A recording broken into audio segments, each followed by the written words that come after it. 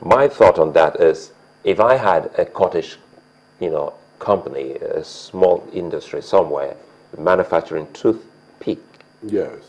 and I just realized that it will cost me less if I had to bring it from outside Nigeria, knowing full well I had so many challenges fixing so many things because of some problems that the government has not been able, or governments over the years haven't been able to fix, for instance, power.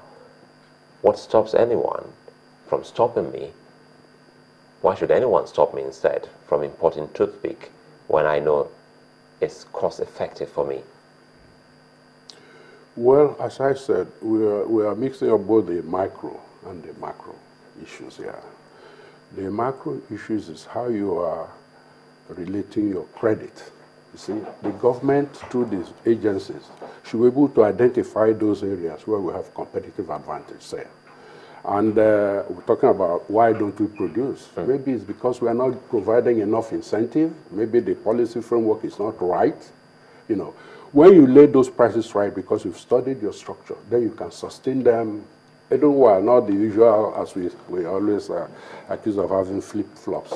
So you can sustain policies for the short term, medium term.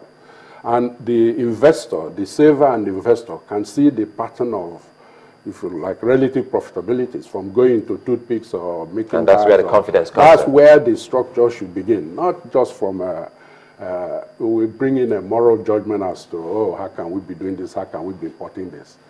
As I said, there's nothing wrong with importing anything, because you can also pay for it by exporting other things. I mean, I know, for instance, I was reading Dangote was citing the fact that he was producing cement and selling.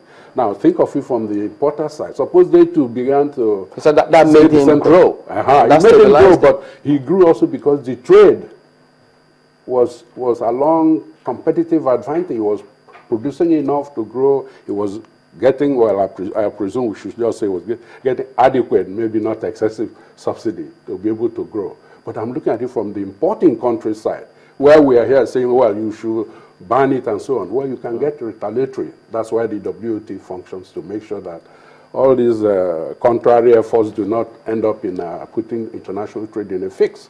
Right. So you have to look at it from the importing country standpoint also. If they began to put the same constraints, quantitative restrictions, non-tariff barriers, and so on and so forth, then you have the same problem. Let me bring in this part, because, I mean, we spoke to the CBN spokesperson, CBN governor spokesperson, about what a lot of businessmen hold close to their chest, access to credit and the interest rates. I mean, you're an expert in economic development and public finance. How can we reduce the interest rate to single digit? Because there are many countries where they say, look, if you go to countries in Far East Asia, single digit, very low, but here it's double digit. Well, that is not by any magic. It's a function of how you're able to save. If you go to Korea, Japan, I had quite a stint of work in those countries. Their savings rates are 35, 40% in some cases. Ours isn't so bad, but it's just that our consumption. That we're arguing about that. Ours is less than half of that, actually. Although you can say it's still, if you're talking about 15%, 17, 20% savings rate, that's still high. But how do you allocate these resources now becomes the way you create the efficiency in your production. Are you talking about savings in terms of government savings or personal, individual savings? Total savings. Total as savings. A portion of GDP, okay, which is the basis for financing your public or private investment. Okay. Those countries save. And when you save, it goes back to the issue of supply and demand. When the quantity of funds are high, then you can sustain a low interest regime. You don't sustain a low interest regime by fiat. You don't save, and then you want your interest rates to be 2%, 3%. That's what I'm saying. So that's where it has to come through, from changing our savings habit, our consumption habits, from producing more, and as you produce more in terms of your elasticity of consumption with respect to incremental production is bound to diminish, and that improves your savings potential tremendously. So when we improve our savings, our interest rates will start to come down. And when we create more production, our price levels will be low. So the real savings, that is net of inflation, which is a ray pointer for the sort of initiator, for those who know why they're investing, that becomes higher and higher. So it's not a choice to have high or low. It's a function of your savings. But the question is, let's take it from the individual perspective now. Can we really save as individuals? I know that sounds a little funny because people say, but what I mean is, how much really is a savable income, or is a savable part of an income, considering what the average income is in Nigeria? Okay, again, you are putting this in a time frame. You are looking at it now. I'm talking about an economy that should be growing maybe 8, 9, 10%, which is what can be sustained in this economy. In fact, it could be much higher, given the very structure of our economy. Now, you are addressing a different question. Of course, where production is so low, where incomes, say in the public sectors, are just unbelievably, excessive. I was looking for the proper word to use, but some of us have come from different aisles on this. I think one of the things that this government has to address is the question of public sector emoluments. How did this relate to productivity measured in whatever way in the public sector?